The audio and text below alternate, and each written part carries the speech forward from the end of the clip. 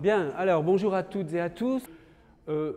Nous avions terminé de parler de la signification des textes et en particulier, j'avais expliqué la notion d'innovation sémantique à partir de deux philosophes. Donc là, on quitte un peu le domaine de la linguistique à proprement parler, mais je vous l'avais bien expliqué, le domaine dans lequel on se situe dans ce cours, c'est celui de la linguistique théorique. Et la linguistique théorique, elle traite aussi bien des informations qui viennent de la linguistique au sens limité, strict du terme, technique du terme, que de toutes sortes de disciplines qui traitent la question du langage, que ce soit la philosophie, la psychologie cognitive, la sémiotique, enfin bref.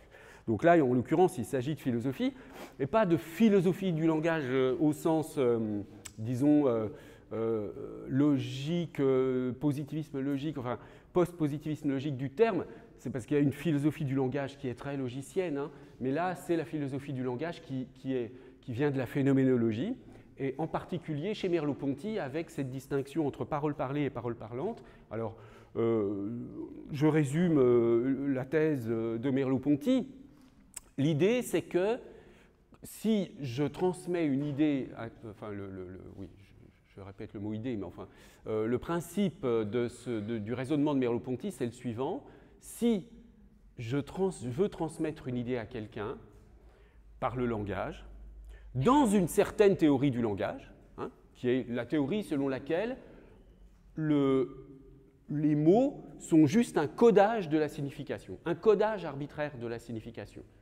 Par exemple, le mot chaise, il est codé avec le son chaise ou avec la liste de graphèmes qui forment le mot chaise, le mot écrit chaise. Donc il y a un codage arbitraire. Il se trouve qu'on utilise le son chaise pour parler de la chaise et le son table pour parler de la table, mais il aurait très bien pu se faire, à la limite, au plan totalement théorique, qu'on utilise le son table pour parler des chaises et le son chaise pour parler des tables. Ça n'a aucune importance du moment que tout le monde est d'accord. L'essentiel, c'est que tout le monde soit d'accord sur le fait que les sons renvoient à certaines significations. Les sons des mots et du coup des phrases.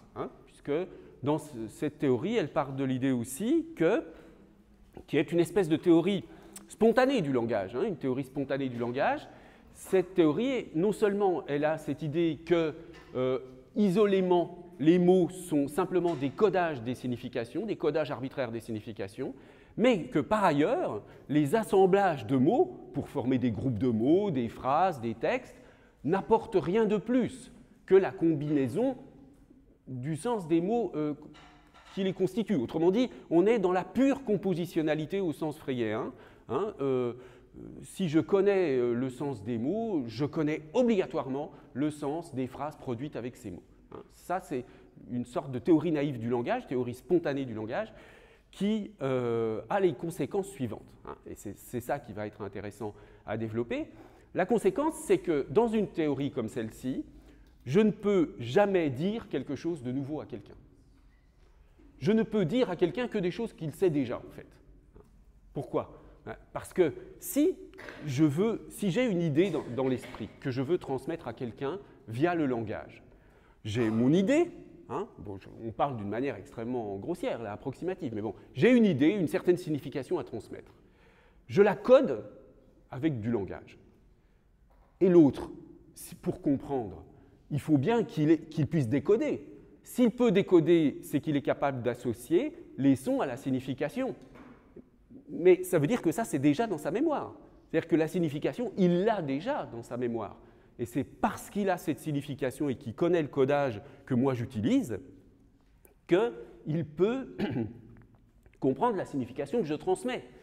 Donc, en fait, en parlant, je ne fais que demander à mon interlocuteur de pointer dans son esprit sur quelque chose qu'il sait déjà, qui est déjà dans son esprit. Une idée qui est déjà dans sa mémoire et que simplement on lui dit « pense à ça ». Voilà, mais ça, tu le sais déjà, mais pense à cela. Bon. Alors, pour préciser un petit peu, il est utile d'utiliser la distinction entre idée nouvelle et information nouvelle. Une information nouvelle, ce n'est pas une idée nouvelle. Si j'apprends, j'avais pris cet exemple la semaine dernière, qu'il y a eu une catastrophe quelconque, une tornade, un accident de train, un accident d'avion dans un endroit du monde, que je liste là dans le journal, je n'acquiers pas une signification nouvelle. J'ai juste une information nouvelle avec des significations que je possède déjà. Je possède la signification train, je possède la signification catastrophe, accident, etc. Simplement, ce que me dit l'information que je lis, c'est qu'il y a une combinatoire de tout ça qui fait que tel événement s'est produit à tel endroit. Mais ça n'est pas de la signification nouvelle, c'est juste une signification ponctuelle, une information qui m'est donnée à un moment donné à partir d'unités de sens que je maîtrise déjà. Donc ce n'est pas du sens nouveau, c'est de l'information nouvelle. Qu'est-ce que ça va être donc le sens nouveau, l'innovation sémantique? Le sens nouveau, l'innovation sémantique, c'est l'idée qu'on accède dans notre esprit à un sens, une signification qui n'y était pas, qui n'y avait jamais été.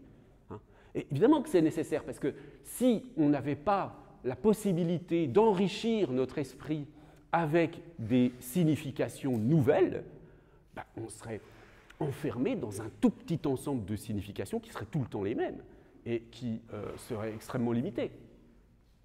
Donc il y a bien quelque chose comme un phénomène qui est appelé ici d'innovation sémantique. L'innovation sémantique, c'est créer un sens nouveau, produire un sens nouveau, ou bien, dans le sens de la réception, comprendre un sens nouveau. Alors, j'ai remis cette citation ici, où Merleau-Ponty prend l'exemple de Stendhal, avec l'idée que quand Stendhal décrit un personnage qui est donc le fiscal Rassi, donc un personnage qui est négatif, qui est, bon, le mot utilisé ici, c'est un coquin. Bon, donc, on dessine un personnage d'une façon telle que, finalement, avant d'avoir lu le livre, on aurait pu prendre n'importe quel type, hein, je ne sais pas, moi, par exemple, un avare, là c'est un coquin, c'est-à-dire un tricheur, un brigand, une crapule, je ne sais pas comment on peut utiliser n'importe quel terme péjoratif, hein, mais simplement ce que nous apporte le livre dans ce passage, enfin disons dans l'argumentation de Merleau-Ponty, c'est que avant de lire le livre, j'ai une certaine catégorie de la crapule, du tricheur, etc., qui est dans mon esprit. Hein. Elle a une certaine signification liée à ce concept, hein, de celui qui abuse de la confiance des autres, et, pour des raisons, là, en l'occurrence, d'argent, etc. Bon. Simplement, donc j'ai une catégorie générale, et puis n'importe quelle personne qui ressemble à ça, je la mets dans cette catégorie. Bon, on parlera plus tard de la notion de catégorisation qui est très importante pour notre propos. Mais là, ce qui se passe avec l'écrivain, c'est que sa façon de décrire le personnage est tellement particulière, tellement spécifique, que finalement, il devient le modèle de toute crapule, de tout coquin. Il devient le modèle. Et du coup, ma catégorie même du coquin, elle est modifiée. Et c'est ça la signification nouvelle. C'est disons les frontières ou la caractérisation de ma catégorie qui est modifiée. Bon alors, un autre exemple de la même idée, c'est la notion d'innovation sémantique telle qu'elle est formulée par Ricoeur, sans lien direct avec Merleau-Ponty, mais bon, lui, il utilise il thématise deux questions sous la notion d'innovation sémantique. D'une part, la question de la métaphore et d'autre part, la question du récit. Donc, il explique que la métaphore, en fait, c'est un des procédés dont on dispose pour arracher, en quelque sorte, des significations nouvelles au langage partagé. Parce que c'est ça le problème, c'est que pour se comprendre, on est obligé de partager la langue, d'utiliser les mots de tout le monde. Hein, c'est ce que font les écrivains. Ils n'écrivent pas une langue étrangère, bien que certains philosophes comme Deleuze disent que voilà, le véritable écrivain, il trouve une langue étrangère pour parler dans sa propre langue. Hein, il transforme la langue, mais effectivement, il transforme la langue. Hein, ça, on l'a complètement oublié, mais il y a un très beau livre de Gilles Philippe qui s'appelle Sujet-verbe-complément qui raconte un peu comment Flaubert, enfin la réception de Flaubert. Hein. Flaubert, à son époque, c'est une époque où on accordait beaucoup d'importance à la littérature et dans la presse quotidienne, il y avait des articles vraiment flamboyants sur la littérature et on trouvait que Flaubert écrivait extrêmement mal, que c'était... voilà, on ne comprenait pas du tout le style de Flaubert, parce que justement, il inventait une façon d'écrire différente, qui est devenue aujourd'hui une espèce de modèle de la littérature par excellence, hein, de la littérature, du texte littéraire, de la littérarité, hein, une certaine littérature où ce qui est littéraire passe dans la langue. Hein. Aujourd'hui, la littérature a toutes sortes de dimension. Ça ne passe pas forcément par un travail interne sur la langue, mais des auteurs comme Flaubert, comme Céline. Hein. Céline qui commence Le Voyage au bout de la nuit, ça a débuté comme ça. Bon, ben, personne n'aurait osé écrire de cette façon-là précédemment. Alors c'est des choses, évidemment, maintenant ce sont des œuvres qui sont rentrées dans le patrimoine littéraire, et on a beaucoup de mal à être conscient du degré de scandale que ça représentait d'écrire de cette façon-là. Mais il faut, quand on travaille, enfin c'est ça le travail de devenir un peu expert en matière de littérature, de stylistique, etc., c'est de comprendre ça, d'entendre que la langue française, elle ne pouvait pas dire un certain nombre de choses à une certaine époque. Eh bien, ces auteurs qui ont transformé la langue pour la rendre capable de dire des choses qu'elle ne pouvait pas dire auparavant, ils ont fait preuve d'innovation sémantique, ils ont créé du sens nouveau, hein, qui aujourd'hui est disponible et qui est stabilisé et qui est plus perçu vraiment comme nouveau. Mais voilà, c'est un peu, je veux dire, on pourrait reprendre l'exemple que j'avais donné des impressionnistes, hein, qui n'étaient pas compris à leur époque et qui étaient juste vus comme des gens qui peignent mal, alors que maintenant, pour acheter un tableau impressionniste, il faut des millions et des millions. Hein, ça a pris une valeur incroyable. Bon, donc, il y a bien, à un moment donné, dans une culture donnée, on tourne avec un certain nombre de significations qui sont partagées, qui sont des significations communes, qui font qu'on bavarde entre nous, hein, on partage des significations déjà connues.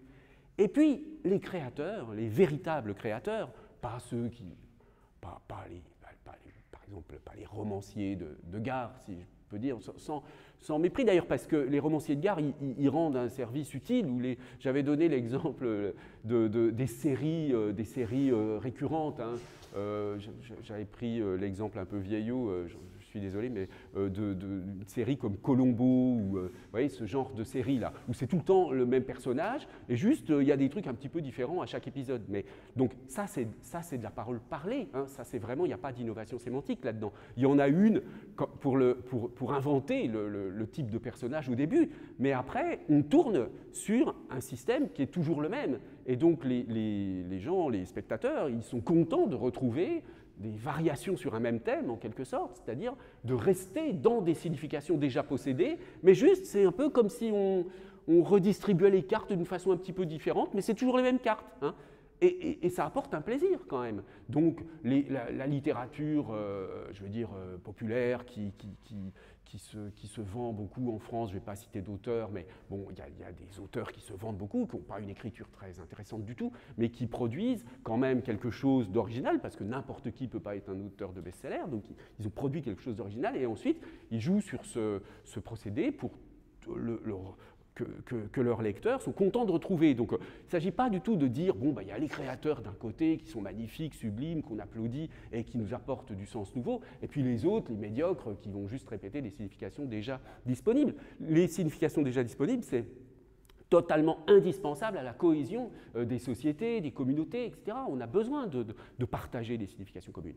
Et puis, bon, il y a des tas de gens qui se contentent d'un tout petit nombre de significations dans toute leur vie, et que ça satisfait totalement. Hein, bon. Mais à un moment donné, on peut éprouver le besoin, enfin, je veux dire, une espèce de lassitude bon, voilà, je suppose que, je ne sais pas, simplement prenez l'expérience de regarder des séries télévisées, même contemporaines. Au bout d'un moment, vous avez l'impression que c'est tout le temps la même chose, quoi, quand même. Hein. Et puis, vous êtes très content quand tout d'un coup, il y a un truc un peu différent, genre, voilà, il y a Squid Game qui débarque, on ne sait où, de Corée, mais, et qui tout d'un coup change un peu, et puis hop, et voilà. Et à partir de là, vous avez 36 séries qui vont copier le modèle et puis essayer de reproduire, etc. Bon, mais on sent bien qu'à un moment donné, il y a des gens qui ont réussi à construire un sens nouveau, quelque chose qui n'était pas disponible précédemment. Hein. Donc, dans le langage, c'est ça. Et le paradoxe, la difficulté, c'est d'essayer de comprendre comment, avec des mots partagés, avec des sens partagés, il peut se produire cette chose extrêmement étrange qu'il y a du sens nouveau. Alors, un des moyens, c'est la métaphore, hein, pour Ricoeur. C'est-à-dire quand vous dites, alors l'exemple qu'il prend toujours, lui, c'est Achille est un lion, donc Achille, le héros grec, qui est un lion pour dire qu'il est courageux. Donc, Ricoeur parle d'impertinence sémantique. Pourquoi? Parce qu'effectivement, Achille, ce n'est pas un lion, c'est un homme, bon, il n'est donc pas un lion. Bon. Ou cet avocat est un requin, bon, pour dire que il profite de la situation, il est cruel, etc. Bon, voilà, toutes ces métaphores animales, on les comprend parfaitement parce qu'on attache des stéréotypes aux animaux, etc. Mais ça peut fabriquer, alors certaines sont dire que quelqu'un est un lion, je ne sais pas si on dirait ça aujourd'hui, hein, pour dire de quelqu'un qu'il est courageux, je ne pense pas que quiconque aurait l'idée de dire machin est un lion, hein, aujourd'hui. Parce qu'encore une fois, cette possibilité de la métaphore vive, hein, c'est le titre du livre de Ricoeur, la métaphore vive, cette possibilité de la métaphore vive, elle est momentanée. En réalité, les métaphores sont vives, elles sont pertinentes, elles sont nouvelles à un moment donné, mais au bout d'un moment, elles sont totalement éculées. Hein. Elles sont juste des significations disponibles. Donc c'est comme ça que ça fonctionne. Il y a une signification nouvelle, et puis elle est de plus en plus partagée, elle se sédimente en quelque sorte dans les significations disponibles, et tout d'un coup elle est intégrée aux significations disponibles, et puis ensuite il y a quelque chose de nouveau, etc. etc. Bon alors, il y a la métaphore, et il y a aussi le récit. Chez Ricoeur, Ricoeur défend l'idée que quand on invente une intrigue nouvelle, eh bien il y a une synthèse de l'hétérogène, il y a des façons nouvelles de mettre en relation des événements qui racontent des vies, de personnages, etc. Bon. Donc,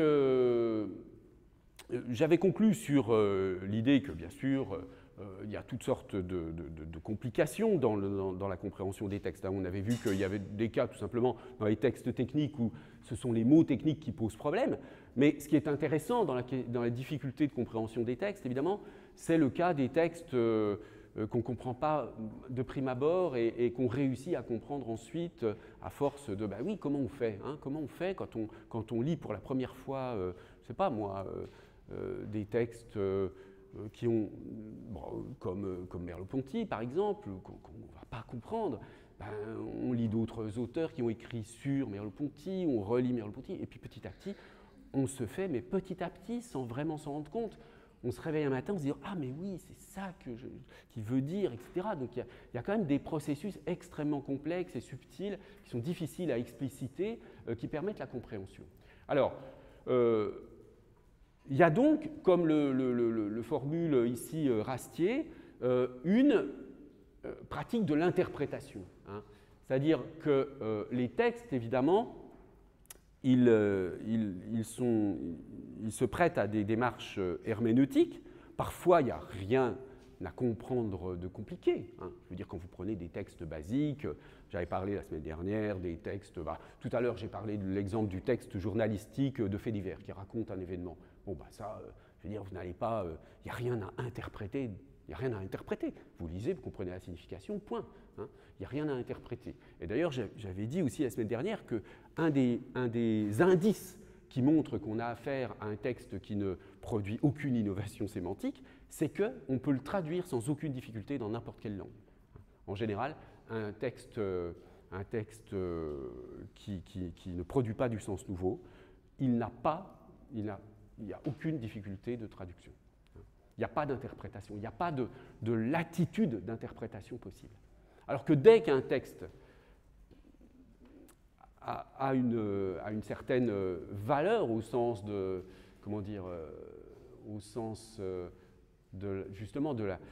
Qu'est-ce qui fait la valeur d'un texte? Pourquoi certains textes, je ne sais pas moi, n'importe quel auteur, n'importe quels auteurs ou autrices du patrimoine culturel de toutes les langues, pourquoi certains auteurs sont plus intéressants. Hein. Vous savez qu'au 19e, il y a certains collègues littéraires qui travaillent là-dessus. Il y a des dizaines et des dizaines d'auteurs qui étaient très célèbres à leur époque et qui ont complètement disparu. Personne ne connaît leur nom, etc.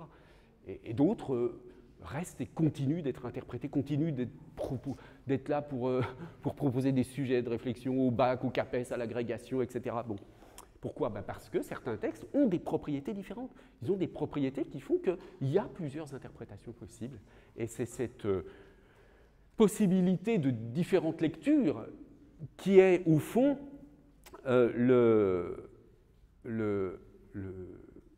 sens de la valeur qu'on accorde au texte, de la valeur qui va devenir une valeur patrimoniale à un moment donné, mais c'est ça qui fait qu'un texte est plus intéressant qu'un autre. C'est qu'il est susceptible de plusieurs interprétations. Ce que je dis pour le texte ici vaut aussi pour le film, pour l'image, etc. Dès que vous voyez quelque chose où il n'y a absolument aucune discussion possible sur le sens de ce que vous avez vu, lu, etc., c'est que ça n'a aucun intérêt, hein, en général. Donc tout ce qui est truc à thèse, etc., en général, ce n'est pas très intéressant.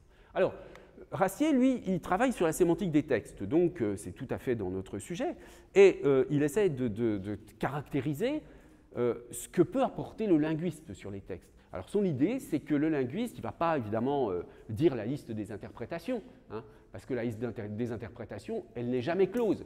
Elle est close si le texte meurt et tout d'un coup, bon, soit on a perdu les possibilités d'interprétation, soit il n'en a jamais eu, comme ce que j'ai expliqué tout à l'heure. Mais tant qu'un texte a des interprétations, eh bien, il est en quelque sorte susceptible, en quelque sorte, tant qu'il a des interprétations possibles, il a de nouvelles lectures possibles. Hein. Le sens des textes, vous voyez, les textes qui sont relus gardent un sens ouvert, leur sens a une histoire vivante, celle de leur tradition interprétative, série non close de réécriture qui sont autant de nouvelles lectures. D'accord ? Donc, d'ailleurs, ces textes qui restent vivants sont aussi des textes qu'on retraduit régulièrement. Hein. Je ne sais pas, l'autre jour, j'entendais une émission sur France Culture sur Saint-Augustin. Hein, Saint-Augustin, vous connaissez tous les confessions de Saint-Augustin. Bon, il y a eu un collègue qui a retraduit les confessions sous le titre « Les aveux ». Et qui a proposé une nouvelle traduction. Bon, les confessions, ça faisait bien longtemps qu'elles avaient été traduites en français. Elles sont retraduites récemment, hein, avec une perspective différente, parce qu'effectivement, le terme latin qui était utilisé renvoyait bien plus à la notion d'aveu au sens juridique qu'à la confession au sens chrétien, puisque le christianisme n'existait pas vraiment à l'époque de Saint-Augustin. Bref, donc, les textes qui restent vivants sont régulièrement retraduits, etc. Alors, qu'est-ce qui fait le linguiste? C'est ce qui est en gras ici. Le linguiste, lui, il peut non pas donner les interprétations, mais donner les contraintes sur les parcours interprétatifs. C'est-à-dire dire qu'il y a des interprétations qu'on ne pourrait pas faire pour telle ou telle raison linguistique. Hein.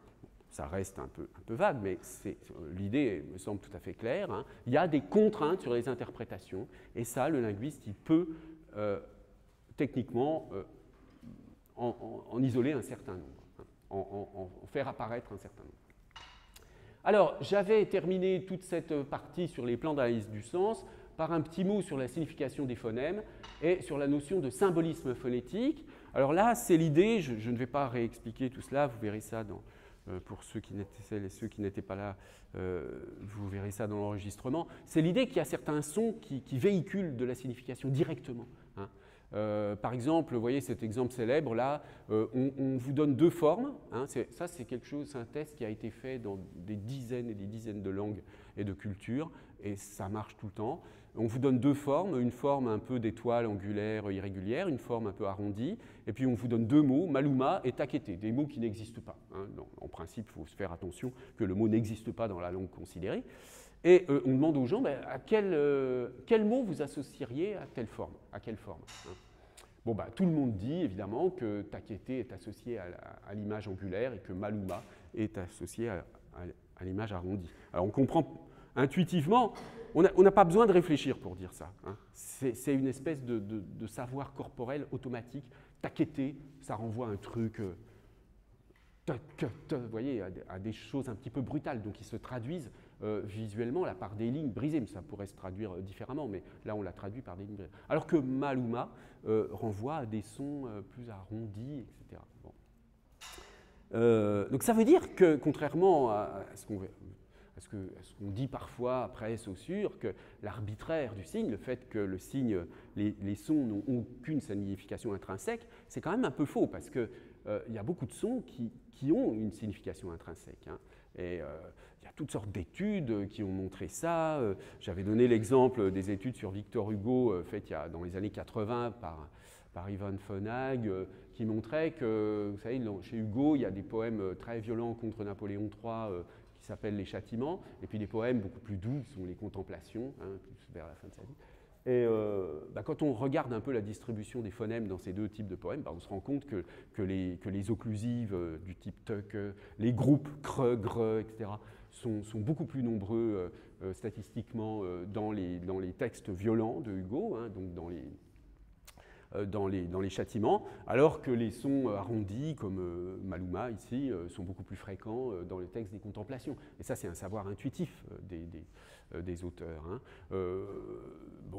J'avais donné l'exemple aussi de la petite souris dans les histoires pour enfants. Elle s'appelle toujours Mimi, elle ne va jamais s'appeler, parce que le i, ça renvoie à quelque chose de petit. Elle ne va jamais s'appeler Momo, la petite souris, c'est évident. Et d'ailleurs, j'ai une de mes doctorantes qui travaille sur ça, sur la motivation des noms des personnages dans les contes pour enfants. Parce que si on met de côté les noms qui renvoient à des choses existantes dans la langue, c'est un savoir intuitif des auteurs de trouver un son qui va bien avec le personnage. Et ça ne se fait pas au hasard. De même, j'avais expliqué la semaine dernière que dans le marketing, dans les revues de marketing, le thème du symbolisme phonétique est très présent parce que les personnes qui inventent des noms nouveaux pour des médicaments, pour des parfums, pour des produits de toutes sortes, ils ont besoin de trouver des noms qui soient cohérents avec les valeurs qu'ils veulent attacher aux produits qu'ils vendent. Donc il y a toutes sortes d'études de marketing sur le fait que tel ou tel son renvoie plutôt à telle ou telle valeur, signification, etc. Alors, une fois qu'on a dit tout ça, on constate que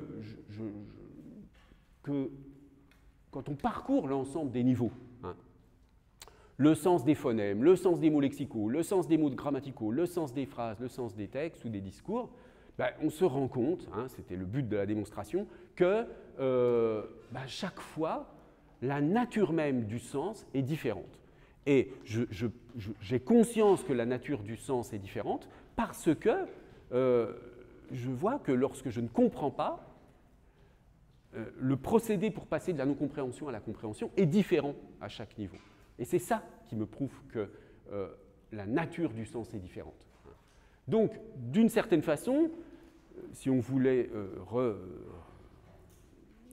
formuler cela d'une manière un peu paradoxale, on pourrait dire qu'il n'y a pas de sémantique au sens, il n'y a pas une sémantique au singulier, mais il y a des sémantiques. Il faudrait dire qu'il y a la sémantique du mot grammatical, du mot lexical, etc.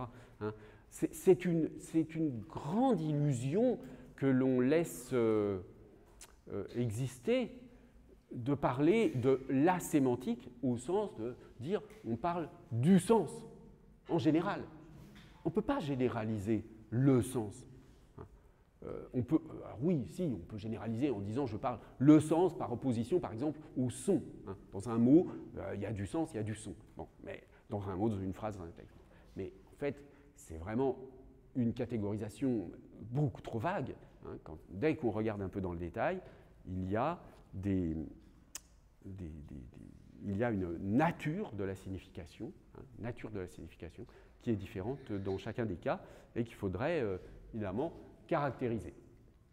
Alors, pour avancer un petit peu dans notre réflexion, je vais parler on va prendre un certain nombre de manuels universitaires, il n'y en a pas tant que ça en sémantique, en français en tout cas, mais bon, je vais parler des manuels français et de manuels étrangers aussi, enfin de manuels écrits en anglais, de manuels internationaux, pour voir un petit peu comment s'en sortent les auteurs qui parlent de sémantique. Du coup, il y a une telle diversité de la signification, comment ils s'y prennent? Quand on fait de la sémantique au sens de la transmission académique du savoir, de la transmission universitaire, qu'est-ce qu'on fait exactement? Bon, alors c'est ce qu'on va examiner.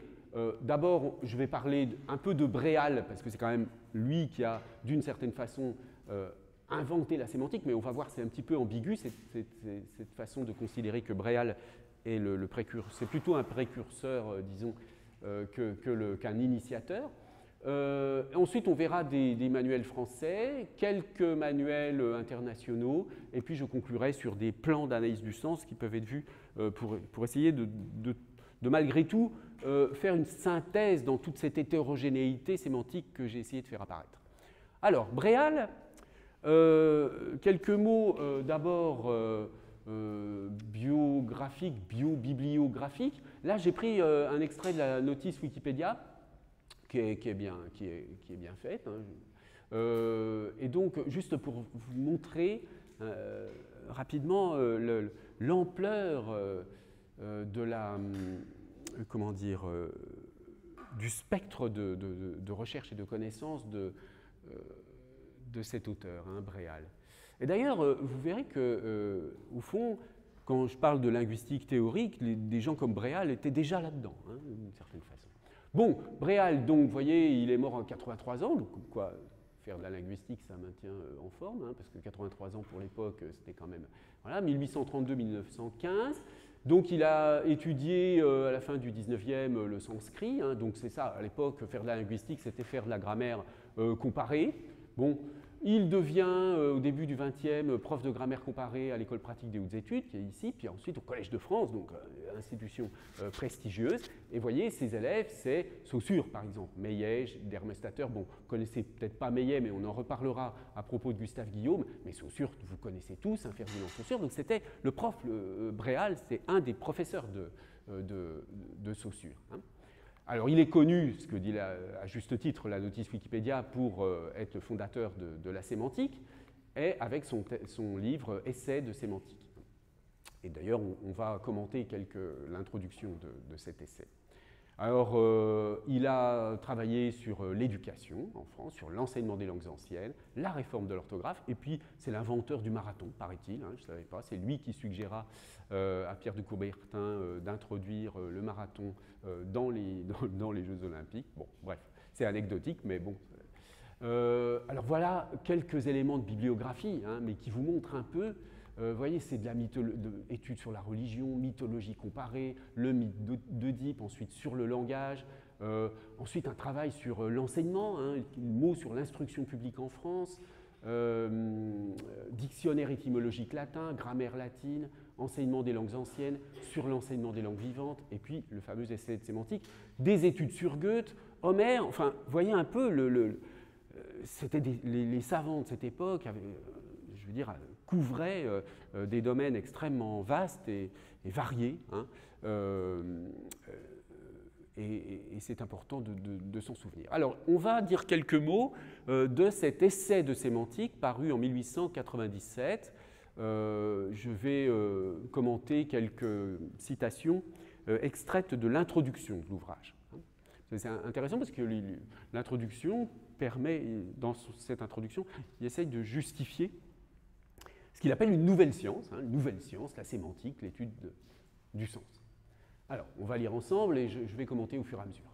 Les livres de grammaire comparée. Donc, les livres de grammaire, la grammaire comparée, c'est la linguistique de l'époque. Hein, c'est-à-dire, on compare les langues pour essayer de retrouver les familles de langues. Hein, c'est donc, disons, la suite de travaux qui ont été faits en Allemagne au départ. Les livres de grammaire comparée se succèdent à l'usage des étudiants, à l'usage du grand public. Alors bon, ça, aujourd'hui, on oublie. Hein, et cependant, il ne semble pas que ce qu'on offre soit bien ce qu'il fallait donner.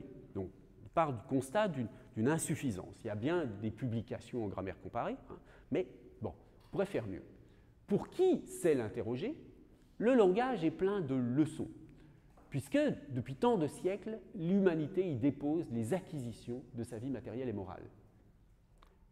Donc, simplement, là, ce qu'il veut dire, c'est que le langage est la trace de toute la vie culturelle, etc., culturelle, morale, enfin là, il dit morale, des civilisations. L'humanité y dépose des acquisitions de sa vie matérielle et morale. Mais encore faut-il le prendre par le côté où il parle à l'intelligence. Si on se borne au changement des voyelles et des consonnes, donc en fait, vous voyez, ça, on se borne au changement des voyelles et des consonnes, c'est une façon un peu caricaturale de caractériser ce qui se faisait en grammaire comparée. C'est-à-dire qu'on a beaucoup étudié, puis ça c'est quelque chose que, en tout cas, les étudiants de lettres et de sciences du langage font quand même un petit peu en cours, là, toujours aujourd'hui, c'est la phonétique historique, hein, le fait de voir un peu l'évolution des sons depuis le latin jusqu'au français. Je veux dire, en latin, pour dire cheval, on disait cabalum. Ben, comment se fait-il que le son cabalum a évolué pour devenir cheval? Ben, ce qu'ont découvert les auteurs de la grammaire comparée, c'est qu'il y avait des lois. Par exemple, ils ont remarqué que cabalum devient cheval, castellum devient château, canem devient chien, etc. Donc tous les mots en ca deviennent en français des che. Hein. Castellum, château, cabalum, cheval, canem, chien. Bon, ben, ça crée une loi, hein, palatalisation du groupe K.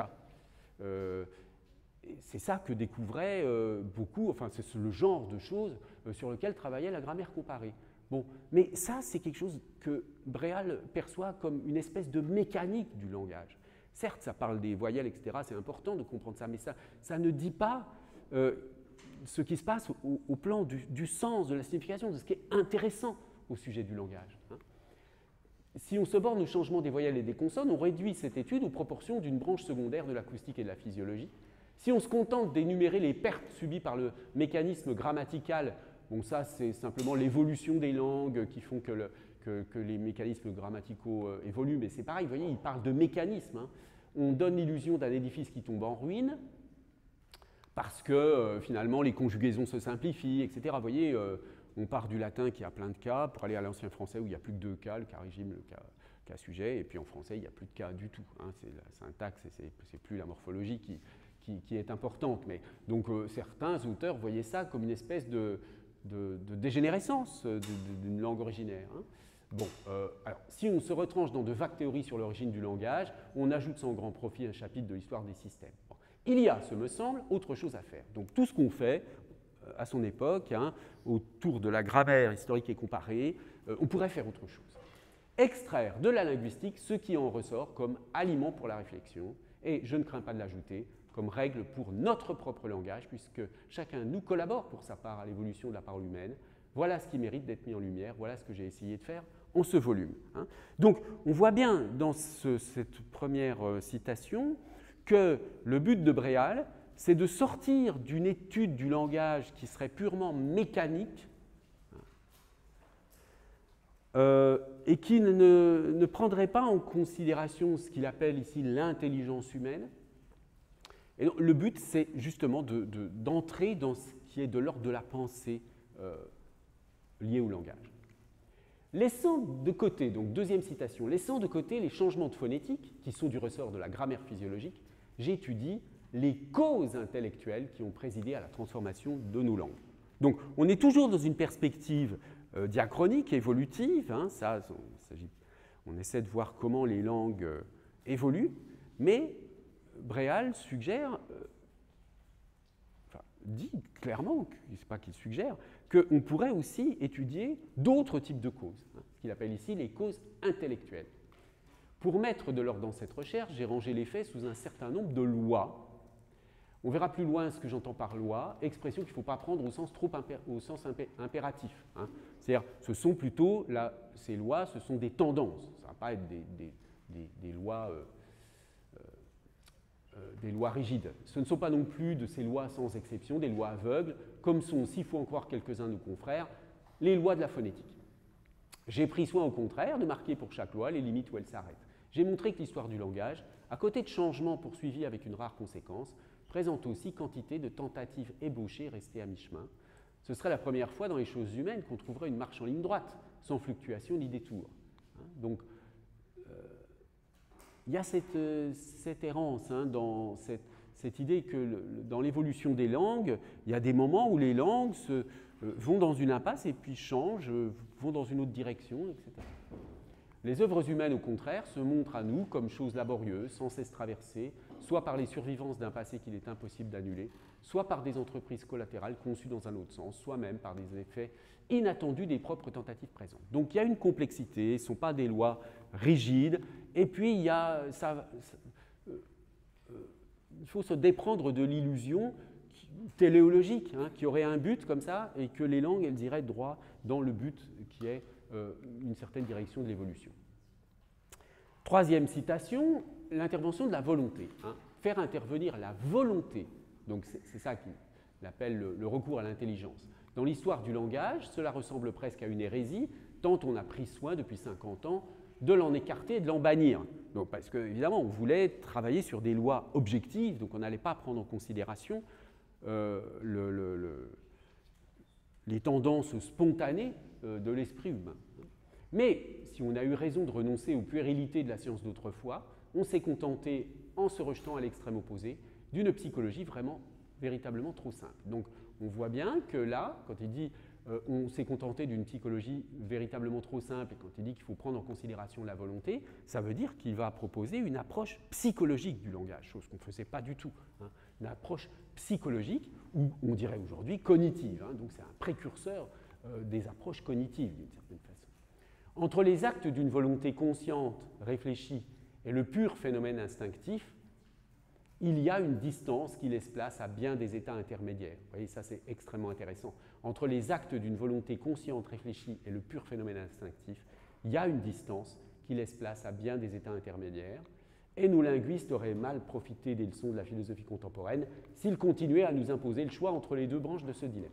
Il faut fermer les yeux à l'évidence pour ne pas voir qu'une volonté obscure, hein, oui, donc des tendances cognitives, mais persévérantes, préside au changement du langage. Donc là, il perçoit quelque chose d'extrêmement important. Il n'y a pas juste le réflexe automatique, si vous voulez, d'un côté, et puis le choix, on réfléchit, on choisit tel mot, telle structure de phrase, etc. Mais il y a ce qu'il appelle volonté obscure, donc des tendances cognitives qui vont jouer un rôle dans l'évolution des langues. Je veux dire, les études diachroniques contemporaines sont totalement formées sur ce principe. Alors, avant-dernière citation, je crois, comment faut-il se représenter cette volonté ? Je crois qu'il faut essayer de se la représenter sous forme de milliers, de millions, de milliards d'essais entrepris en tâtonnant, le plus souvent malheureux, quelquefois suivis d'un quart de succès, d'un demi-succès, et qui, ainsi guidés, ainsi corrigés, ainsi perfectionnés, vinrent à se préciser dans une certaine direction. Le but en matière de langage, c'est d'être compris. L'enfant, pendant des mois, exerce sa langue à proférer des voyelles, à articuler des consonnes. Combien d'avortements avant de parvenir à prononcer clairement une syllabe ? Combien d'avortements, ça veut dire d'essais avortés, hein. On ne parle pas d'avortement au sens... les innovations grammaticales sont de la même sorte, avec cette différence que tout un peuple y collabore. Que de constructions maladroites, incorrectes, obscures, avant de trouver celle qui sera l'expression non pas adéquate, il n'en est point, mais du moins suffisante de la pensée. En ce long travail, il n'y a rien qui ne vienne de la volonté. Hein. Donc, on parle ici d'une volonté individuelle qui prend une dimension collective. Hein. C'est-à-dire que les tentatives, vous voyez, je ne sais pas, moi, on pourrait prendre n'importe quel exemple d'innovation. Prenons la tentative d'introduction du pronom yel, hein, pour dire une espèce de neutre ou de non-binarité masculin-féminin. On ne sait pas du tout si ce pronom, si cette tentative va s'installer dans la langue française ou va complètement disparaître dans quelques années. Bien malin, celui qui dira ça va disparaître parce que c'est absurde, et puis l'autre qui va dire bah oui, ça va rester parce que c'est indispensable, etc. Bon. Ce sont des tentatives faites à un moment donné. Alors là, c'est assez conscient parce que là, c'est quelque chose qui est clairement inventé, c'est pas apparu spontanément dans les langues, comme par exemple, je prends un meilleur exemple. Prenez la disparition, la tendance à l'effacement du « que » dans les subordonnées complétives. Je pense qu'il arrivera bientôt, on dit en français. Aujourd'hui, on entend beaucoup, je pense qu'il arrivera bientôt. L'effacement du « que », c'est vraiment de ce « que » qui est possible en anglais depuis longtemps. En anglais, le that, qui est l'équivalent, vous pouvez l'effacer sans problème depuis longtemps. En français, c'est une tendance relativement récente qu'on ne voit pas trop à l'écrit, sauf peut-être dans des textes contemporains qui essayent de refléter la langue parlée, mais c'est une tendance réelle. Hein.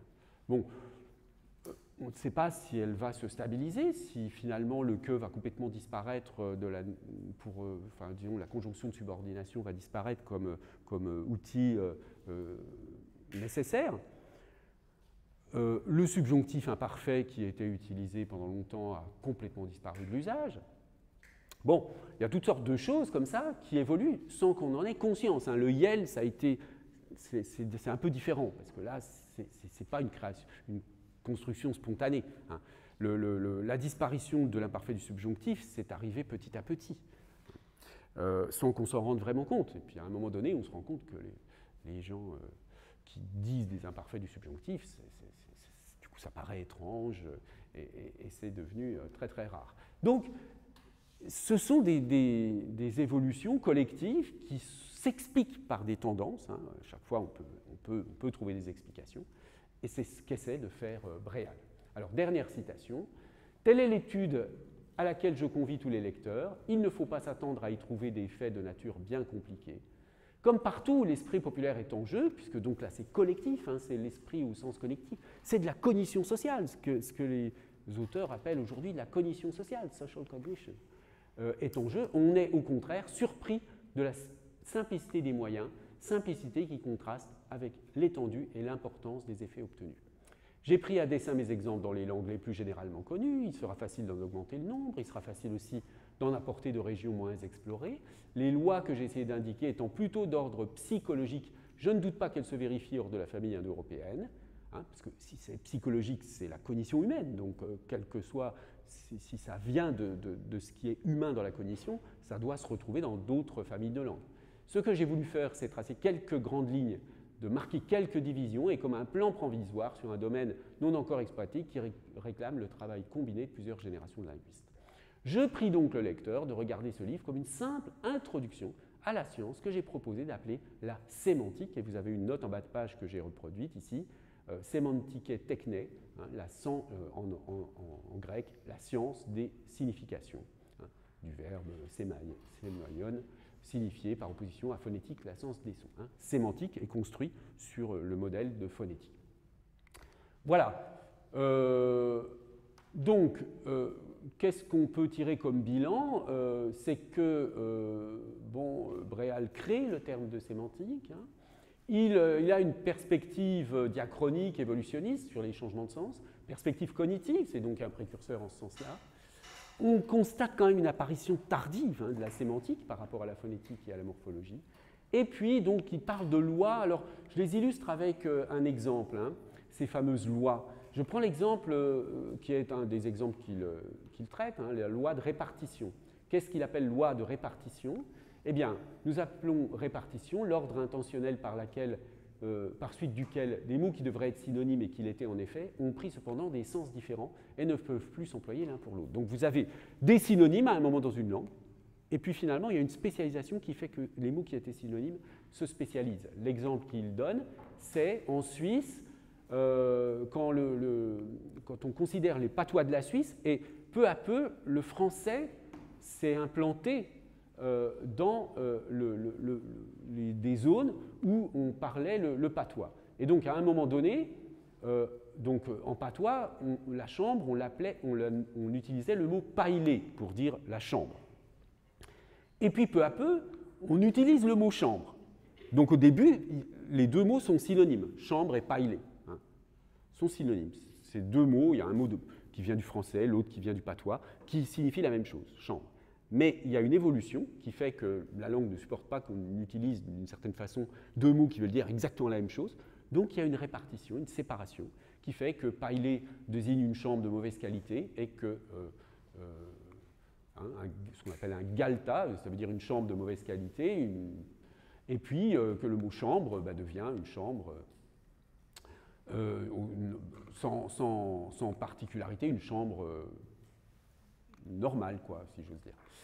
Autre exemple, en Bretagne, hein, on a eu une concurrence entre jardin et courtis, et maintenant qu'on connaît jardin, une néance de dédain s'est attachée à l'appellation rustique courtis. Hein.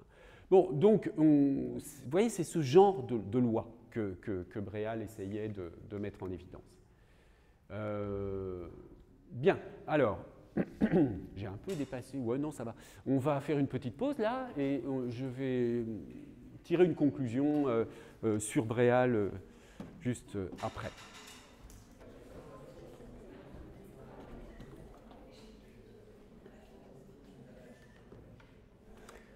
Bien, alors reprenons. Donc, juste avant de revenir à Bréal, je voudrais dire un petit mot au sujet dire un dernier petit mot au sujet de l'innovation sémantique, parce que, en fait, quand je vous parle d'innovation sémantique, que j'essaie de vous expliquer cette notion, ben, en fait, on est en train d'expérimenter ensemble quelque chose qui relève de l'innovation sémantique. C'est-à-dire, si vous finissez par bien comprendre cette notion d'innovation sémantique, vous aurez mis dans votre esprit quelque chose qui n'y était pas auparavant. Et voyez que pour ce faire, je ne peux pas me contenter de dire l'innovation sémantique, c'est acquérir un sens nouveau. Parce que si je dis juste ça, que si je ne fais pas la différence entre information nouvelle, sens nouveau, si je ne fais pas apparaître ce paradoxe de comprendre ou de produire quelque chose de nouveau avec des mots partagés par tout le monde, si on ne comprend pas que la métaphore, par exemple, est un moyen d'acquérir... Vous ne comprenez pas, ça ne devient pas, c'est quelque chose de nouveau dans votre esprit. Donc, expliquer et comprendre finalement la notion d'innovation sémantique, c'est expérimenter la notion d'innovation sémantique. Bon, suppose, pas forcément, même si vous ne comprenez pas tout dans le détail maintenant, même si vous comprenez seulement vaguement, à peu près, etc., en retravaillant le cours, effectivement, c'est ça que vous allez préciser et qui va se stabiliser dans votre esprit. Et ensuite, ce sera une connaissance acquise que vous pourrez partager avec d'autres qui possèdent la même connaissance. Bien, je referme cette parenthèse et je reviens à Bréal, juste pour conclure avec une citation d'Irène Tamba tirée d'un petit que sais-je sur la sémantique, enfin un que sais-je sur la sémantique qui est tout à fait intéressant, même s'il a été publié il y a quand même pas mal d'années, vous voyez, c'est 2010. Elle écrit la chose suivante: on attribue canoniquement à Michel Bréal la paternité du mot sémantique et de la nouvelle science des significations. Voilà, l'idée directrice en est que les mots mènent une existence qui leur est propre, etc. Bon. Alors, simplement, ce qui m'intéresse, c'est ça. Cependant, cette datation précise est en partie illusoire, car ce que les linguistes appellent aujourd'hui sémantique n'a plus grand-chose à voir avec la science des significations fondée par Bréal. Donc, certes, Bréal est l'inventeur du terme sémantique, mais la sémantique au sens où il la concevait, indépendamment du fait quand même qu'il y a quelque chose de très précurseur qu'Irène Tamba ne perçoit pas bien ici, mais qui est réel dans la dimension cognitive de l'analyse, eh bien, c'est quand même très différent, la sémantique contemporaine, de ce que Bréal entendait par sémantique. D'ailleurs, elle dit, même si le nom est resté, comme le montrait l'histoire de la sémantique que nous avions esquissée lors de la première édition de ce petit livre sur la sémantique en 88, 15 ans plus tard, le renouveau partiel des sciences du langage ne fait qu'accentuer le statut toujours controversé du sens dans les approches théoriques. Donc, effectivement, le sens, qu'est-ce que c'est que le sens? C'est quand même quelque chose qui est extrêmement difficile à caractériser, ce qui fait que la sémantique reste tout de même une discipline dont les contours sont assez difficiles à dessiner. Bon. Alors, justement, c'est pour cette raison qu'on va voir ça dans les manuels, parce que là, du coup, quand vous avez un manuel de sémantique, on se dit, bah, on va trouver, là, il y a des gens qui ont réfléchi à ce que c'est que la sémantique pour pouvoir l'enseigner aux étudiants. Donc là, on va bien avoir quand même quelque chose de clairement dessiné. Donc on va voir quelques manuels. Je présente d'abord, juste, mais sans le commenter, c'est un très bon manuel, mais qui n'est pas extrêmement diffusé, mais qui est quand même un excellent manuel. Mais je vous le présente juste pour un détail, parce que c'est vraiment le seul de tous les manuels de sémantique que je connaisse qui intègre quelque chose sur le symbolisme phonétique et l'iconicité dès le début du livre. Là, vraiment, c'est une exception qui, en quelque sorte, confirme la règle. Tout ce qui est phonosémantique, symbolisme phonétique, c'est totalement oublié en général par la sémantique, sauf par Vincent Niquès ici, qui a vraiment cette originalité de prendre en considération, vous voyez, en quelques pages, c'est vraiment pas très développé, mais c'est quand même un grand mérite. Bon, un autre manuel que je vais juste citer sans le développer, sans l'analyser de près, parce que c'est un manuel difficile à étudier, difficile à utiliser pour les étudiants, mais enfin, vous pouvez quand même... D'ailleurs, ce manuel, je vous le conseille, il y a, là, en dehors de ça, il y a beaucoup de choses qui qui concernent le cours, qui sont en relation directe avec le cours. Donc c'est un manuel que c'est pas obligatoire de le lire, mais je vous le conseille vivement comme manuel de sémantique.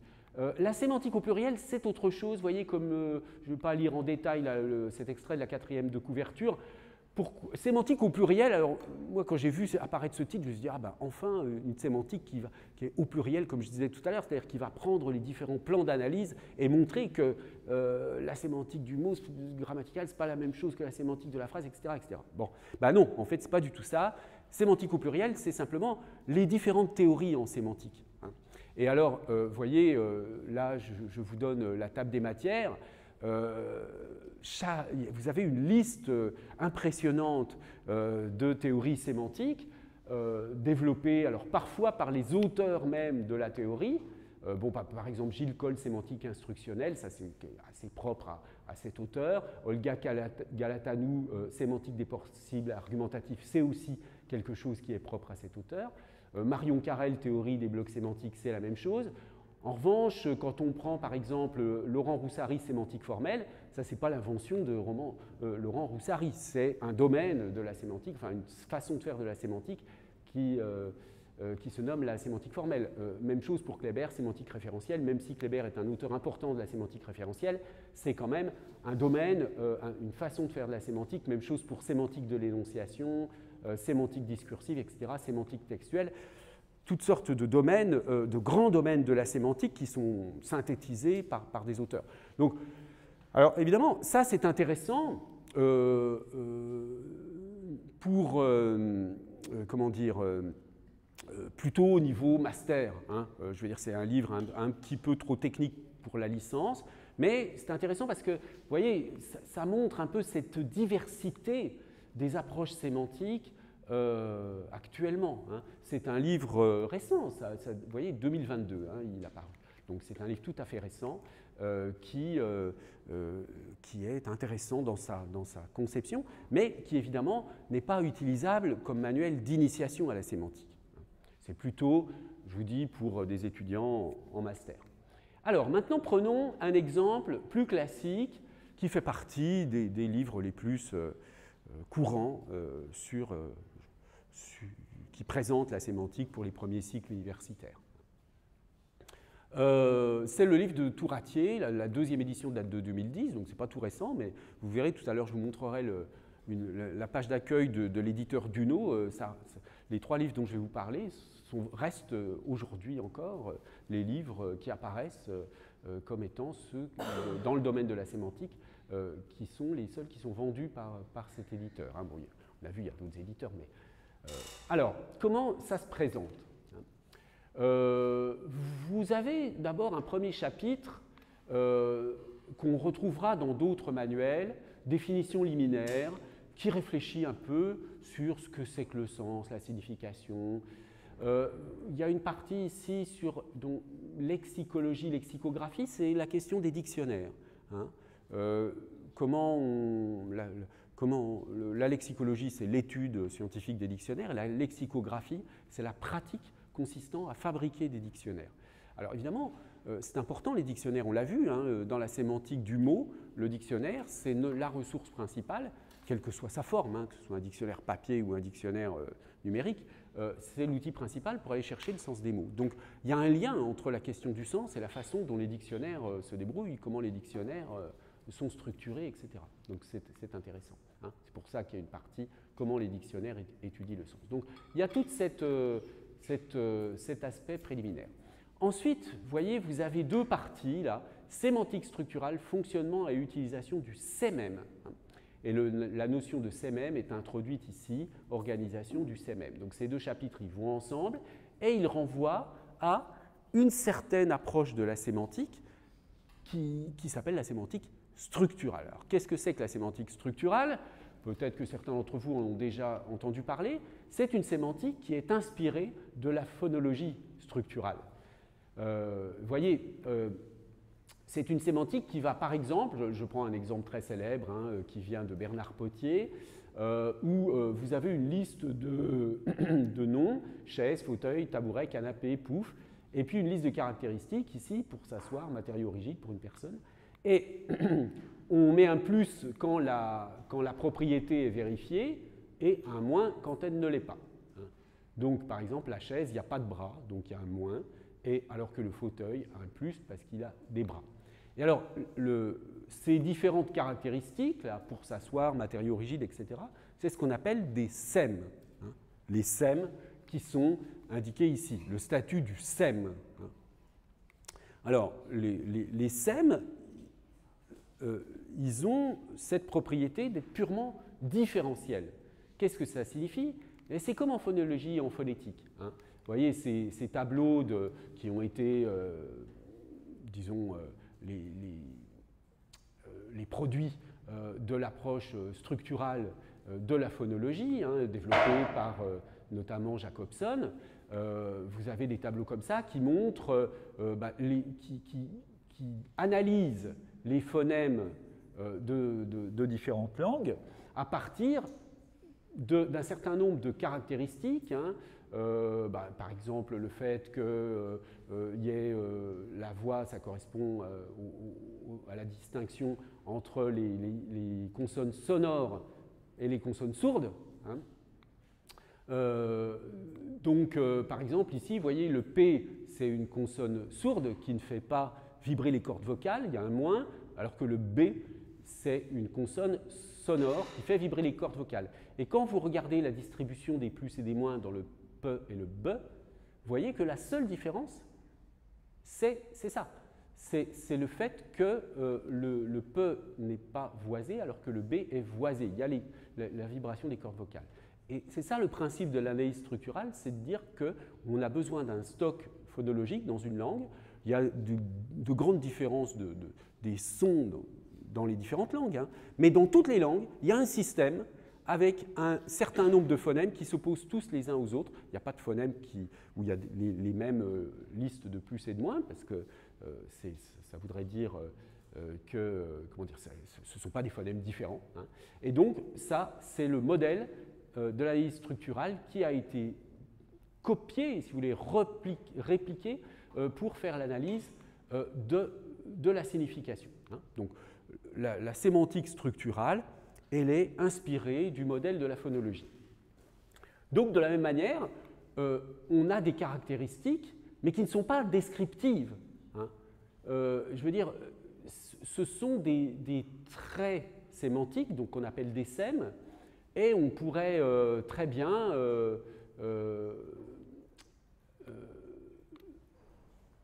avoir d'autres types de descriptions tant que les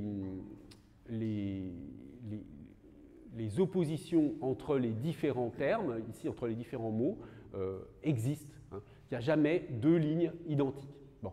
Alors, il y a quand même une exception ici, dans ce tableau, quand on regarde pour une personne. Attendez, c'est pour s'asseoir sur pied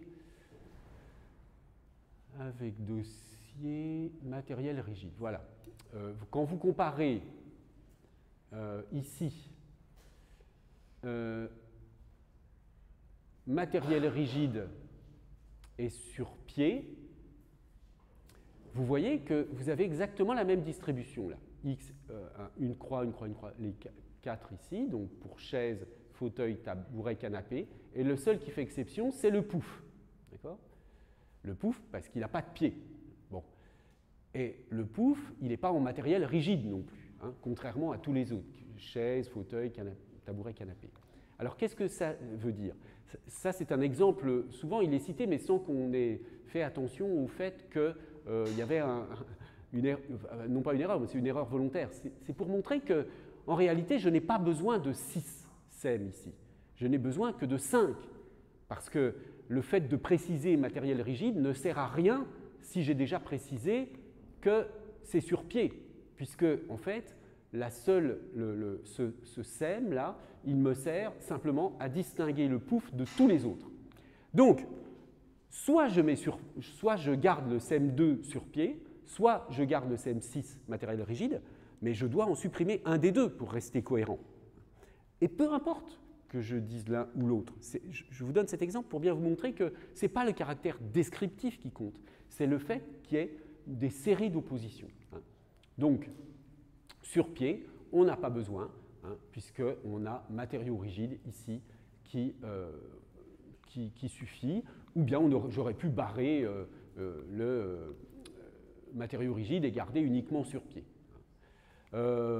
Donc, du point de vue du vocabulaire technique, on appelle sémantème l'ensemble des sèmes. Donc, par exemple, le sémantème de fauteuil, c'est pour s'asseoir, matériau rigide, pour une personne, avec dossier, avec bras. C'est l'ensemble des sèmes, le sémantème. Et ensuite, Bernard Pottier avait introduit des notions qui sont pas tellement restées, le classème et le virtuème. Bon, donc je les mentionne, mais vous n'êtes pas obligé de retenir ça. Le classème, c'est l'ensemble des sèmes génériques. Donc, par exemple, pour s'asseoir, vous voyez, le sème pour s'asseoir, c'est un sème qui, en fait, caractérise l'ensemble des sièges. Donc, c'est un sème qu'on trouve partout. Donc, là aussi, il n'est pas indispensable pour opposer les uns aux autres, mais c'est utile pour opposer cette catégorie des sièges à d'autres catégories, qui seraient par exemple les tables. Et puis le virtuème, c'est l'ensemble des sèmes virtuels. Par exemple, on peut associer l'idée de se reposer au fauteuil, mais ce n'est pas du tout quelque chose d'obligatoire. C'est un sème facultatif qui peut apparaître. Alors, ce genre d'analyse, vous voyez, je le mentionne parce que ça fait partie de l'histoire de la sémantique. Hein. Vous voyez, le but, c'est d'essayer de trouver des approches scientifiques du sens. Hein. Se dire, bon, bah là, je touche quelque chose d'un peu carré, d'un peu rigoureux pour analyser le sens. J'ai des oppositions, je ne conserve que les sèmes, et je caractérise le sens des mots de cette façon-là. Voilà, c'est assez peu utilisé aujourd'hui, hein, la sémantique contemporaine, hormis Brastier peut-être dans sa sémantique textuelle, qui, lui, utilise encore un peu ces notions-là, mais ce type d'analyse de sémantique structurale, à mes yeux, reste surtout un moment de l'histoire de la sémantique, mais ça ne fait plus vraiment partie de l'actualité scientifique. Alors, qu'est-ce qu'on a d'autre dans ce livre, en dehors de cette perspective structurale ? On a une partie homonymie et polysémie. Alors ça, on entre là dans ce qui va apparaître dans tous les manuels de sémantique. Tous les manuels de sémantique ont des chapitres, des paragraphes, si vous voulez, qui expliquent ces notions-là. Homonymie, synonymie, polysémie, antonymie, etc. La notion de polysémie, on va le voir, elle est vraiment importante. Et le fait de savoir comment l'analyse structurale s'en sort avec tout ça, bon, on va les laisser de côté parce que ça ne nous intéresse plus tellement aujourd'hui. La polysémie, c'est le fait qu'un même mot a plusieurs significations, hein, on va revoir ça bien en détail. C'est effectivement quelque chose de très important parce que c'est une propriété de toutes les langues, hein, et ça complique énormément l'analyse sémantique, bien sûr. Donc ça, c'est vraiment un passage obligé, vous verrez, de tous les manuels de sémantique quasiment, à l'exception peut-être des manuels de sémantique formelle. Ensuite, vous avez une particularité ici, mais qui est très intéressante pour nous, parce que vous voyez qu'il distingue sémantique du verbe, sémantique du nom, du syntagme nominal, sémantique de la phrase. Donc des plans d'analyse un peu différents, mais ce n'est pas tout à fait dans la même perspective que ce qu'on a fait, mais enfin on voit quand même que vous voyez, on aurait pu, dans les mots lexicaux, moi j'ai juste distingué la sémantique des mots lexicaux de la sémantique des mots grammaticaux. Mais c'est vrai que quand on regarde la sémantique du verbe par rapport à la sémantique des noms, des adjectifs, là aussi on pourrait dire qu'il y a une sémantique différente, hein, il y a un fonctionnement différent. Bon. Donc là, lui, il travaille les propriétés sémantiques du verbe, les propriétés sémantiques du nom et du syntagme nominal, et puis la sémantique de la phrase. Et enfin, vous avez 3 autres chapitres qui continuent les niveaux, hein, sémantique de l'énoncé avec toute la dimension pragmatique et avec quand même la mention ici de la pragmatique cognitive, mais vous voyez que la dimension cognitive apparaît assez peu. Les excès de la pragmatique, ça, bon, il faudra voir un peu ce qu'il veut dire exactement. Sémantique du texte. Et là, donc, on a quand même quelque chose d'assez similaire à ce que je vous ai expliqué, hein, mais qui ne fait pas pour autant apparaître quelque chose comme une hétérogénéité. Ce n'est pas ça qui est thématisé. Il y a quand même cette idée que on a des approches différentes selon les niveaux d'analyse. Et vous voyez qu'ici, il renvoie à la sémantique textuelle ou sémantique des textes, qui va être la sémantique développée en France par Rastier. Et enfin, vous avez un petit chapitre qui aujourd'hui, évidemment, est totalement obsolète, hein, sur sémantique et informatique, mais qui n'a plus tellement... faudrait entièrement le revoir aujourd'hui, évidemment, compte tenu de l'évolution de l'informatique entre 2010 et maintenant. Et puis, vous avez un certain nombre d'encadrés. Hein. Alors, vous voyez, on retrouve la rigueur et la métaphore. Donc, il y a quand même cette idée, vous voyez, tout ce qui est métaphore, Touratier, là, dans son livre, Christian Touratier, le prend en considération. Hein. Là, c'est intéressant parce que tous les linguistes qui font de la sémantique ne s'intéressent pas à ce genre de structure. Hein. Les oiseaux, les souris, la théorie du prototype, on va voir ça aussi, nous, là, c'est quand même une dimension un petit peu cognitive, mais qui est secondaire par rapport à la dimension structurale. Bon, et puis il y a d'autres petits aspects. Alors, je passe maintenant à un autre manuel, qui date à peu près, qui est antérieur, mais qui reste assez bien diffusé et qu'on trouve dans les bibliothèques, etc. C'est la sémantique de Bellon et Mignot, le manuel de sémantique de Bellon et Mignot, Initiation à la sémantique du langage. Alors, vous retrouvez dans la table des matières des choses tout à fait similaires, hein. Donc les notions fondamentales avec une réflexion un peu générale sur le sens référentiel, sens énonciatif, ça on en parlera plus tard. Les unités significatives de référence, alors les morphèmes, comment classer les mots à propos des substantifs. Donc là, comment est-ce qu'on, sémantiquement, du point de vue sémantique, quelles sont les différentes unités, hein. Alors, vous voyez, on reste au mot, là, hein. On ne parle pas de la phrase. Ensuite, la description sémantique traditionnelle du mot. Donc, le sens dans les dictionnaires, on retrouve le dictionnaire, comme dans le manuel précédent.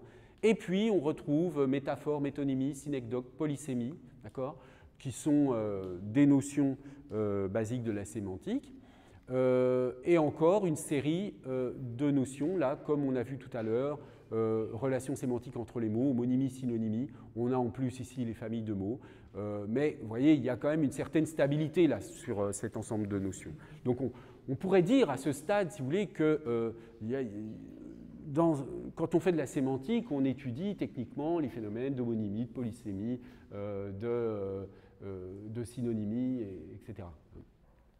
Ensuite, vous avez quelque chose sur les théories du sens lexical, donc l'analyse sémique, donc l'analyse structurale, hein, comme on l'a vu dans le manuel précédent, et puis la sémantique du prototype, là, qui est plus développée que dans le manuel précédent. Et enfin, un certain nombre de points de vue plus spécifiques. Donc, il y a la question des combinatoires et de l'idiomaticité. Donc, ça, on en a déjà parlé un tout petit peu, mais on va en reparler plus tard sur la question de tous les cas où les combinaisons de mots ne produisent pas ce qu'on attend, hein, mais produisent autre chose. Alors ça, ce n'était pas tellement pris en considération par le manuel de Touratier. Le sens implicite, ça c'est toute la dimension, le sens implicite, les actes illocutoires, production et réglage du sens, sens et interaction, tout ça, ça renvoie à la dimension, disons, pragmatique du langage. Et puis, vous avez la dimension un peu du discours, il n'y a pas le texte ici, donc il y a un autre plan d'analyse, et la dimension diachronique, l'évolution du sens, qui n'apparaissait pas dans le manuel de Touratier. Donc quand on compare, hein, on voit qu'il y a quand même beaucoup de choses similaires, hein, dans les notions fondamentales, les cadres théoriques. Alors les cadres théoriques sont différents. Vous voyez, on a quand même beaucoup plus une dimension structurale dans Touratier et une orientation plutôt cognitive dans Bellon et Mignot. Donc il y a la sémantique du prototype, mais on parle aussi un petit peu de l'analyse sémique. On trouve les relations, comme je l'ai déjà commenté, signalé, les relations d'homonymie, de polysémie, d'antonymie, et puis les différentes unités de signification, les différents plans d'analyse, autrement dit, hein, le mot, les structures idiomatiques, la phrase, l'énoncé, le texte. Et puis il y a des compléments qui varient un petit peu d'un manuel à l'autre. Il y en a un qui va plutôt parler de la diachronie, l'autre qui va parler de l'informatique. Et ce qui est intéressant dans Bellon et Mignot, c'est qu'il y a une conclusion problématisée qui n'existe pas dans le manuel de Touratier. Cette conclusion est intéressante à commenter, j'en cite un petit passage. Le sens ne se réduit pas à un donné, même intériorisé dans le cerveau et stocké dans la mémoire. Il n'existe que grâce à un processus psychologique qui est à chaque fois origine et résultat de l'activité langagière. Ce processus a lieu chaque fois que quelqu'un dit ou rédige un énoncé, mais aussi chaque fois que quelqu'un l'interprète, c'est-à-dire lui attribue un sens, ce qu'on appelle ordinairement comprendre.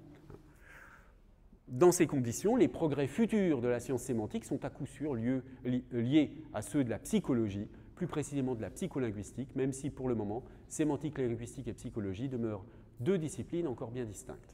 Bon. Donc vous voyez là, il y a quand même un parti pris très visiblement orienté du côté de la psychologie, donc d'une sémantique qu'on dirait cognitive aujourd'hui, une sémantique cognitive, donc qui à l'époque n'était pas développée du tout, mais qui aujourd'hui vraiment est un champ de recherche totalement autonome et extrêmement bien développé. Donc ils sont un petit peu précurseurs de ce point de vue-là. Et voyez l'importance apportée au comprendre. Chaque fois qu'on attribue un sens, c'est-à-dire comprendre. Bon, je ne suis pas tout à fait d'accord avec l'idée d'interprétation. Chaque fois qu'on comprend, on n'interprète pas.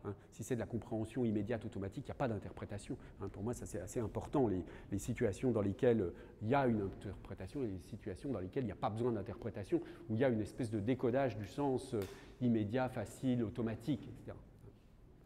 Bon, et puis, dans cette conclusion, il développe un certain nombre de notions sur lesquelles je vais passer ici.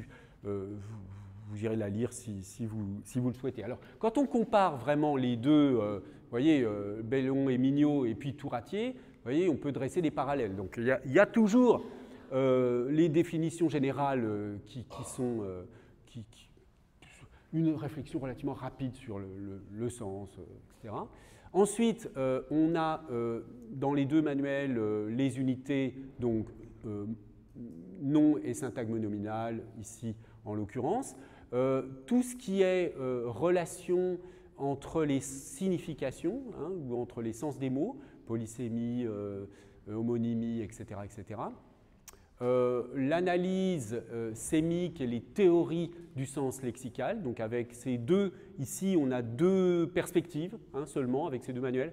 Un qui développe plutôt l'analyse sémique et l'autre qui développe plutôt une sémantique cognitive fondée sur la sémantique du prototype, enfin tout au moins qui évoque la sémantique du prototype. Tout ce qui est pragmatique est pris en charge assez basiquement, d'une manière. Et puis il y a aussi la sémantique du texte ou du discours. Et enfin, il y a des particularités.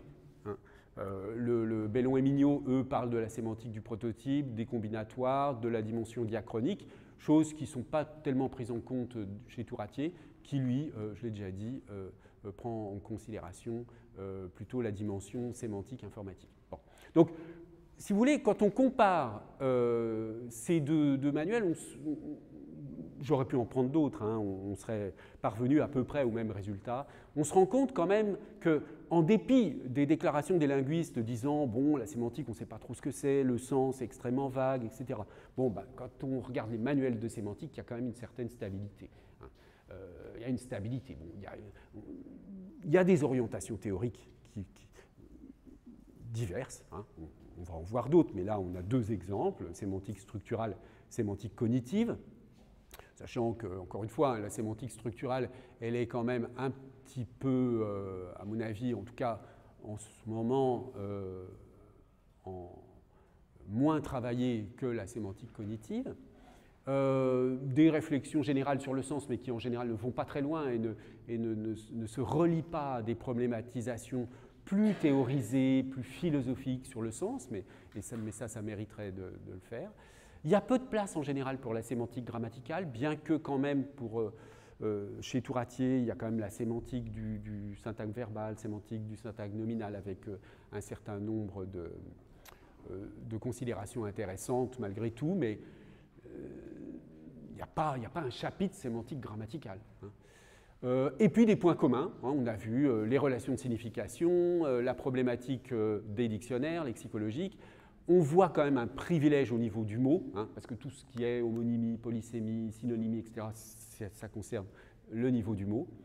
Tous les manuels prennent en considération la dimension énonciative ou pragmatique du sens, hein, chose qui aujourd'hui est perçue comme une évidence. Merci de votre attention.